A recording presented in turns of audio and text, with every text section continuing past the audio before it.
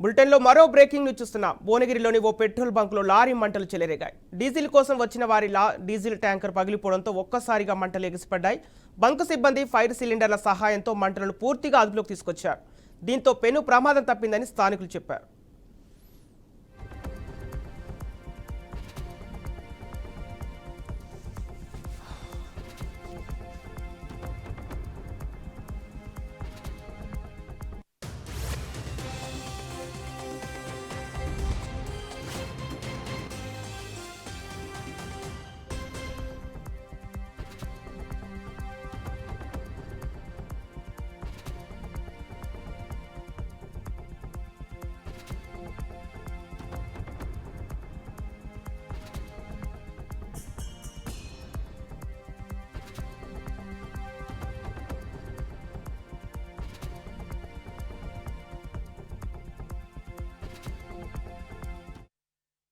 భువనగిరిలోని ఓ petrol బంకులో లారీలో మంటలు చెలరేగాయి.